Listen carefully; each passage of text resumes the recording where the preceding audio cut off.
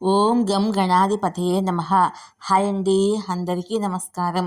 మనం ఈరోజు ఈ వీడియోలో శరన్నవరాత్రి ఉత్సవాలు అంగరంగ వైభవంగా జరుగుతున్నాయి. 6వ రోజు అమ్మవారు శ్రీ మహాలక్ష్మీదేవిగా భక్తులకు దర్శనమిస్తారు. శ్రీ మహాలక్ష్మీదేవిని పూజిస్తే సర్వమంగళ మాంగళ్యాలు కలుగుతాయి. శరన్నవరాత్రుల్లో భాగంగా 6వ రోజు అమ్మవారు శ్రీ మహాలక్ష్మీదేవిగా దర్శనమిస్తారు. మహాలక్ష్మీదేవిని పూజిస్తే అష్టైశ్వర్యాలు సిద్ధిస్తాయి. శారీరక మానసిక ఆరోగ్యాన్ని ప్రసాదిస్తుంది. శ్రీ మహాలక్ష్మీదేవిని పూజిస్తే సంతోషాన్ని ప్రసాదిస్తుంది.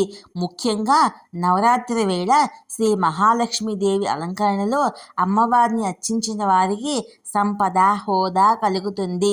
శారీరకంగా మానసికంగా ఆరోగ్యంగా ఉంటారు. అమ్మవారు మనిషిలోని కామ క్రోధ లక్షణాలను పోగొట్టి మంచి బుద్ధిని ప్రసాదిస్తుంది. నవరాత్రుల్లోనే కాకుండా శ్రావణ మాసంలో వచ్చే శుక్రవారం రోజు కూడా తామర పూలతో పూజిస్తే అమ్మవారి అనుగ్రహం సిద్ధిస్తుంది. వెండి, బంగారం పూలైతే మంచి ఫలితాలు ఉంటాయి. అమ్మవారి ఎదుట లక్ష్మీ సహస్రము, శ్రీ సూక్తం చదివితే మంచిది. యాదేవి సర్వభూతేషు లక్ష్మీ రూపేణ సంస్థిత అంటే అన్ని జీవుల్లోనూ ఉండే లక్ష్మీ స్వరూపము దుర్గాదేవియే అని చండీ సప్తశతి చెప్తుంది. కాబట్టి శరన్నవరాత్రుల్లో శ్రీ మహాలక్ష్మీదేవిని పూజిస్తే సర్వమంగళ మాంగళ్యాలు కలుగుతాయి. ఓం శ్రీ మహాలక్ష్మియే నమః అనే మంత్రాన్ని 108 సార్లు జపించాలి. ఈరోజు లక్ష్మీ యంత్రాన్ని పూజించిన, లక్ష్మీ స్తోత్రాలు పఠించిన సత్ఫలితాలు ఉంటాయి. నవరాత్రుల్లో 6వ రోజు అమ్మవారు శ్రీ మహాలక్ష్మీదేవిగా దర్శనమిస్తున్నారు. ఈరోజు అమ్మవారిని గులాబీ రంగు చీరలో అలంకరిస్తారు. అమ్మవారికి తెల్లని కలువ పూలతో పూజ చేస్తే ఎంతో మంచిది. క్షీరాన్నము, పూర్ణం బూరెలు నైవేద్యంగా సమర్పించాలి. ఈరోజు దక్షిణ దానం చేస్తే ఐశ్వర్యం సిద్ధిస్తుంది. లక్ష్మి లేదా మహాలక్ష్మి లేదా శ్రీ హిందూ సాంప్రదాయంలో శ్రీ సంపదలకు, సౌభాగ్యానికి, సుఖ సంతోషాలకు, సంతానానికి, ధైర్య సాహసాలకు, విజయానికి అధిదేవత. త్రిమూర్తుల్లో ఒకరైన విష్ణువునకు ఇల్లాలు.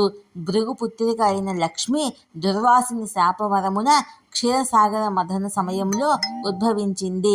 జైన మతంలో కూడా మహాలక్ష్మి తన భక్తులను కష్టాల నుండి కాపాడి వారికి శ్రీ సంపదలను కలగజేస్తుంది. హిందూ మతంలో వైదిక కాలం నుండి లక్ష్మీదేవి ఆరాధన జరుగుతుందనటానికి ఆధారాలున్నాయి. సృష్టి ఆరంభం నుండి దేవి సృష్టిని పరిపాలించడానికి విష్ణువుకు తోడుగా ఉండమని లక్ష్మిని ప్రసాదించిందని దేవీ భాగవతములో చెప్పబడింది. ఒకమారు లక్ష్మి విష్ణువు నుండి వేరు కావడం వల్ల విష్ణువు శక్తిహీనుడయ్యాడు.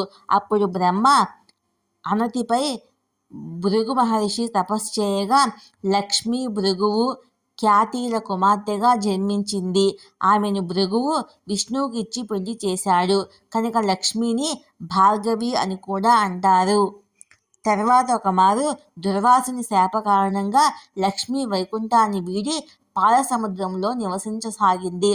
అమృతం పొందాలని దేవతలు, రాక్షసులు పాల సముద్రాన్ని మందర పర్వతాన్ని కవ్వంగా చేసి వాసుకుని కవ్వపు తాటిగా చేసి చిలకటం ప్రారంభించారు. ఆ సమయంలో పాలసముద్రం నుండి కామధేనువు, ఐరావతము, కల్పవృక్షము మొదలైన వాటితో లక్ష్మీదేవి అవతరించింది. పాలసముద్రం నుండి జనించింది కనుక ఆమె సముద్రరాజతనయ అయ్యింది. ఆమెతో పాటు జన్మించిన చంద్రుడు లక్ష్మికి సహోదరుడు అయ్యాడు. ధనాది దేవత అయిన శ్రీదేవిని శ్రీ మహావిష్ణువు పత్నిగా స్వీకరించాడు. విష్ణువు శక్తికి, మాయకు కారణం ఆయనకు లక్ష్మి తోడటమే అంటారు. భూదేవి కూడా లక్ష్మికి మరో అంశాన్ని చెప్తారు. దేవీ మహత్యంలో మహాలక్ష్మిగా చెప్పబడింది. ఆమెను అష్టభుజ మహాలక్ష్మిగా వర్ణించారు. విష్ణు అవతారాలతో పాటు లక్ష్మి కూడా అవతరిస్తుందని చెప్పబడింది. రామావతారంలో సీతగా, కృష్ణావతారంలో రుక్మిణిగా, కలియుగంలో వెంకటేశ్వర స్వామికి తోడు అలవేలు మంగగా లక్ష్మి విష్ణువుకు తోడై ఉంది. చాలామంది దేవతలకు వల్లే లక్ష్మికి ఎన్నో పేర్లు అష్టోత్తర శతనామ స్తోత్రము, సహస్రనామ స్తోత్రము వంటివి ఉన్నాయి.